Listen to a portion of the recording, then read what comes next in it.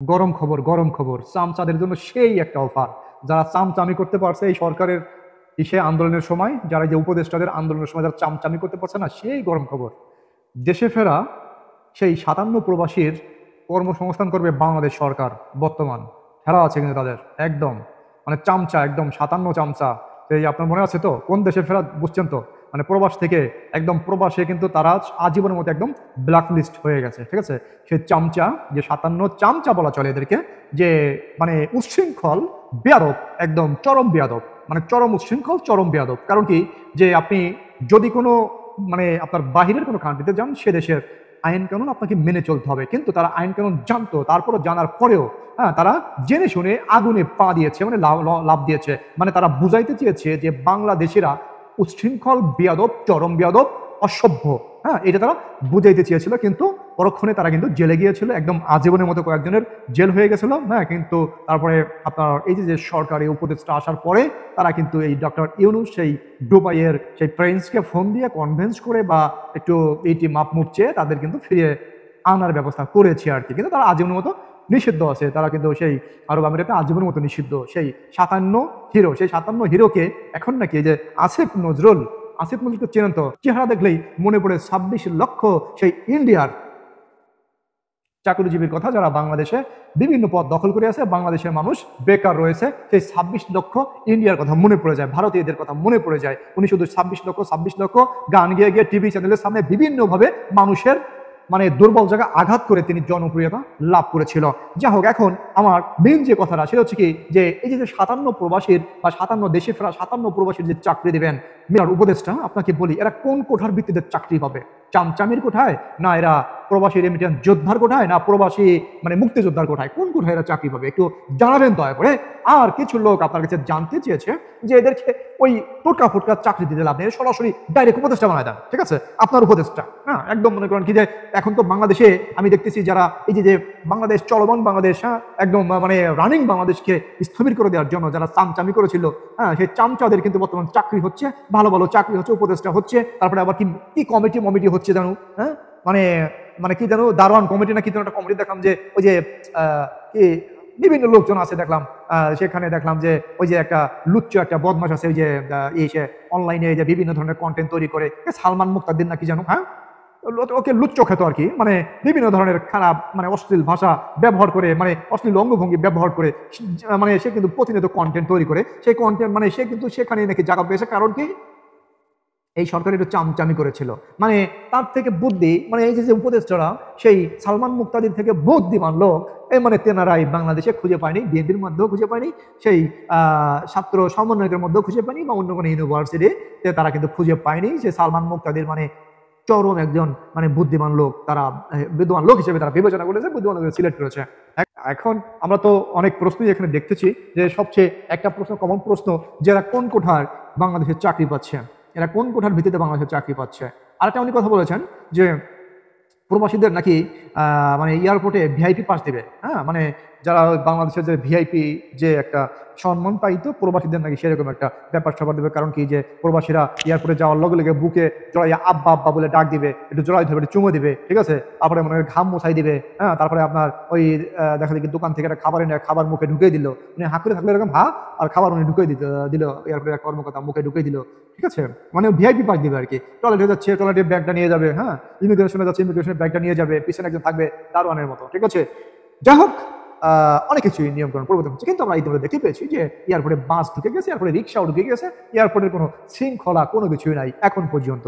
প্রস্তাবের মাঝে আমরা বলতে চাই যে দেশ পরিচালনার ব্যর্থতার দায়ে, দেশের মানুষের সিকিউরিটি দেওয়ার ব্যর্থতার দায়ে, দেশের ব্যবসা বাণিজ্য পরিচালনার ব্যর্থতার দায়ে, ব্যবসায়ীদের সিকিউরিটি দেওয়ার ব্যর্থতার দায়ে, দেশের আপামর জনসাধারণকে সিকিউরিটি দেওয়ার ব্যর্থতার দায়ে এই ইউনূস সরকারকে পদত্যাগ করার দাবি জানাচ্ছি আমরা সবাই। কারণ কি, যে দেশের যে বেহাল দশা, দেশের যে অচল অবস্থা, এই অচল অবস্থা নিরসন একমাত্র করতে পারে আমাদের প্রাণপ্রিয় নেত্রী বঙ্গবন্ধু কন্যা শেখ হাসিনা। শেখ হাসিনা ছাড়া এই যে বর্তমান বাংলাদেশের যে পরিস্থিতি একদম স্থবির হয়ে আছে, বাংলাদেশের অর্থনীতি ডিভাইডেড, ড্যামেজ হয়ে যাচ্ছে। হ্যাঁ, আজকে 28 টাকা 50 পয়সা বাংলাদেশের মানে 1 রিঙ্গিত, মানে মালয়েশিয়ার 1 রিঙ্গিত বাংলাদেশের 28 টাকা 50 পয়সা হয়ে গেছে, ঠিক আছে? তার মানে কি অর্থনীতি কোথায় গিয়ে দাঁড়িয়েছে এটা হয়তো বা বলার অপেক্ষায় থাকে না। এই সমস্ত বিভিন্ন ধরনের মানে অপারগতা, মানে বিভিন্ন ধরনের সিস্টেম, ল সিস্টেম, কোনো জায়গায় কোনো প্রশাসন নাই, সেই প্রশাসন থাকলেও প্রশাসন সেভাবে কোনো পদক্ষেপ নিচ্ছে না বা পদক্ষেপ নিতে পারতেছে না। বা কারণ কি, পুলিশের সম্পূর্ণভাবে মনোবল ভেঙে গিয়েছে। আপনারা জানেন ইতিহাসের শ্রেষ্ঠতম নিঃশংসতম হত্যাকাণ্ড হয়েছে এই 5ই আগস্টের পর থেকে। 5ই আগস্ট থেকে শুরু করে ইতিহাসের নিঃশংসতম হত্যাকাণ্ড হয়েছে বাংলাদেশে। আমরা দেখেছি যে পুলিশদের কিভাবে পিটিয়ে পিটিয়ে মেরেছে, একদম মানে গরুর মতো পিটিয়ে মেরেছে তারা, ঠিক আছে, সাপের মতো তারা পিটিয়ে মেরেছে পুলিশদের ছাত্রলীগ কর্মীদের, বাংলাদেশের মানুষদের, সাধারণ মানুষদের, যারা কোনো অপরাধ করে নেই, কোনো অপরাধী করে নেই, তারা কোনো অন্যায় করে নেই। আমরা দেখেছি যে তাদেরকে মেরে পিটিয়ে মেরে উলঙ্গ করে পা রেলিং এর সাথে, উপরে ব্রিজের রেলিং এর সাথে বেঁধে তারা উল্লাস করতেছে। এরা কে? এরকম কোনো ইতিহাস বাংলাদেশে কি আগে পরে দেখেছেন? আপনি বলবেন যে আমি দেখি নাই। কারণ কি, এটা শুনিও না আমরা, যে এরকম রেলিং এর সাথে বেঁধে আমরা দেখেছি সেই ছাত্রলীগ কর্মীদের মেরে, হ্যাঁ, পা উপরে গাছের সাথে বেঁধে ঝুলিয়ে রেখেছে। এই নৃশংসতম হত্যাকাণ্ড এই 5ই আগস্ট থেকে শুরু করে এই পর্যন্ত যেভাবে চলতেছে সারা বাংলাদেশে, এই মেসাকার অবস্থা, এরকম মেসাকার অবস্থা বাংলাদেশের মানুষ আর কখনোই দেখে নাই। কোটার বিরুদ্ধে আন্দোলন করতে গিয়ে কোটা আন্দোলনের নেতারা এক একজন উপদেষ্টা হয়ে গেল, বাংলাদেশ পরিচালনার দায়িত্ব পেল, বা বাংলাদেশ পরিচালনা, তারা কোটা আন্দোলন করেছে, কোটার বিরুদ্ধে আন্দোলন করেছে, কোটা সংস্কার করেছে, বা কোটা বাংলাদেশের মাত্র এখন 5% আছে। আপনারা দেখেছেন কোটার বিরুদ্ধে আন্দোলন করতে গিয়ে আজকে যারা আন্দোলন করেছে সেই সমস্ত ছেলেপেলে, 26 বছর 27 বছরের ছেলেপেলেরা আমরা দেখেছি 2 জন তারা কিন্তু উপদেষ্টা হয়ে গেছে। আবার এই যে আসিফ স্যার, তিনি কিন্তু একজন কোটা আন্দোলনের পক্ষে ছিলেন বা কোটা আন্দোলন করেছেন, তিনিও কিন্তু একজন উপদেষ্টা হয়েছেন। এভাবে বিভিন্ন যারা এই যে যারা উপদেষ্টা আছে তারা কিন্তু প্রত্যেকটি লোকই কোটা সংস্কার আন্দোলনের সাথে সম্পৃক্ত ছিলেন। কোটা সংস্কার আন্দোলনের সাথে সম্পৃক্ত থেকে তারা কিন্তু এখন বাংলাদেশ পরিচালনার দায়িত্ব তারা নিয়ে যেতে আছে। তারা কিন্তু কোটা আন্দোলনে চাকরি পেয়েছেন আর কি, বাংলাদেশে কোটা আন্দোলনে, ঠিক আছে। সেই কোটা সংস্কার করতে গিয়ে তারা কিন্তু কোটার জন্য কোটার বিপক্ষে আন্দোলন করতে তারা কিন্তু কোটার মধ্যে ঢুকে চাকরি পেয়ে গেল। আপনাদের কাছে জিজ্ঞেস করি, কোটা করলেন, হ্যাঁ, মুক্তিযোদ্ধা কোটা পাবে না, মুক্তিযোদ্ধার ছেলেমেয়েরা কোটা পাবে না, বা মুক্তিযোদ্ধার নাতিপুতেরা কোটা পাবে না, তাহলে আপনারা এই সেই কোটায় চাকরি নিলেন কিভাবে? কথা কি মুখ দিয়ে বলেন না পিছন দিয়ে বলেন? জানতে চায় বাংলাদেশের মানুষ। আবার বলছেন যে দেশে ফেরা সেই 57 প্রবাসীর চাকরি দেবে সরকার। তার মানে কি, তারাও কিন্তু এই আন্দোলন করে তারাও কিন্তু একটা বেনিফিশিয়ারি পার্টি, তারাও কিন্তু এই সরকারের কাছ থেকে বা এই আন্দোলনের মাধ্যমে তারা কিন্তু কোটা পেয়েছে, ঠিক আছে। তারাও কিন্তু এক ধরনের কোটা, এই ধরনের কোটা বলে কিন্তু, ঠিক আছে, যে তারা সরকার যারা এই সময় যারা আন্দোলন করেছিল, আন্দোলনে যে দেশে ছাত্রী আমরা দেখেছিলাম, লক্ষ লক্ষ ছাত্র ছাত্রী রাস্তায় নেমেছিল, তাদের সাথে একতা প্রকাশ করে এই প্রবাস থেকে, বাংলাদেশের নাম ক্ষুণ্ণ করে প্রবাস থেকে তারা যে একতা প্রকাশ করে আন্দোলন করে জেলে গিয়েছিল এবং জেল থেকে সরাসরি বাংলাদেশে তাদেরকে নিক্ষেপ করেছে, আজীবনের জন্য নিষিদ্ধ করেছে। সেই জন্য তারা এখন বাংলাদেশের বর্তমান উপদেষ্টাদের নজরে পড়েছে এবং ভালোবাসার পাত্র হয়েছে এবং তারা চাকরি পাচ্ছে বাংলাদেশ সরকারের অধীনে। প্রিয় অডিয়েন্স, আপনাদের কাছে একটা প্রশ্ন করি, তিনি যে বললেন দেশে প্রায় 57 প্রবাসীর কর্মসংস্থান করবে সরকার, আচ্ছা এটা কি একটা কোটার মধ্যে পড়ে না? বলেন যে কারণ কি, যে আপনারা একটা বিশ্লেষণ করেন যে তারা কিন্তু যে এই যে বর্তমান সরকার আছে তাদের পক্ষে সহমত প্রকাশ করে বা তাদের পক্ষে প্রবাসে কিন্তু তারা করেছিল, আপনার আন্দোলন করেছিল, সেই আন্দোলন থেকে জেলে গিয়েছে, জেলে গিয়ে বাংলাদেশে এসেছে, ঠিক আছে। তাহলে তারা মনে করেন কি যে বাংলাদেশের জন্য মারাত্মক একটা কাজ করেছে, হ্যাঁ, প্রবাসে, তাহলে তারা এটা কোটার ভিতরে ফেলাইতে হবে। এটা কোটার ভিতরে পড়ে না?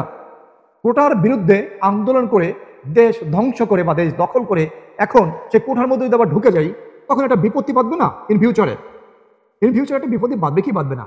আচ্ছা, এরা কি বাংলাদেশের ভালো চায় না বাংলাদেশের মন্দ চায়? আপনাদের কাছে প্রশ্ন এলো যে এরা কি নীতি কথার মতো নীতি বাক্য যেভাবে ছাড়ে সেভাবে কি কাজ করে আসলো? আপনারা দেখেছেন যে তিনি মানুষকে ভুলভাল বুঝিয়ে বা মানুষকে উস্কানি দিয়েছে, ভুলভাল বুঝিয়ে কিন্তু উস্কানি দিয়েছে। 26 লক্ষ বহিরাগত বাংলাদেশের টাকা, লক্ষ লক্ষ কোটি টাকা প্রতি মাসে নিয়ে যাচ্ছে।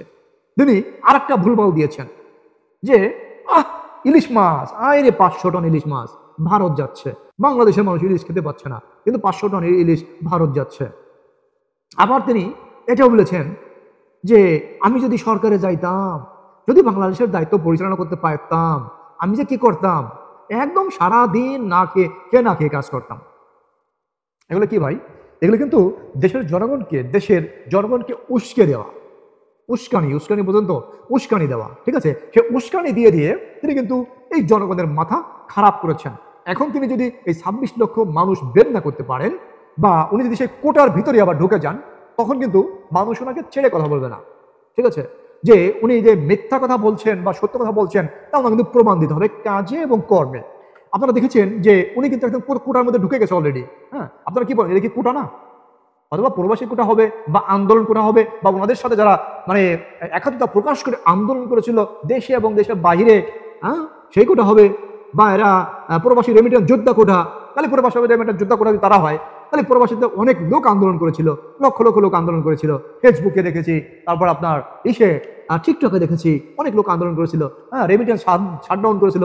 তাদের জন্য কোন কোটার ব্যবস্থা করবেন একটু বলেন, একটু জানাই যায়। কারণ কি এই সমস্ত প্রবাসীরা যারা যে রেমিটেন্স শাটডাউন করেছিল, হ্যাঁ, তারাও তো একটা আশায় রয়েছে আর কি, যে না, আমাদের ভাগ্য মনে হয় রুটি রুজি কিছু আছে। এই পর্যন্তই, অন্য কোনো একটা সময় অন্য কোনো ভিডিও নিয়ে আপনাদের সামনে হাজির হয়ে যাবো। সে পর্যন্ত সবাই ভালো থাকবেন। আসসালামু আলাইকুম।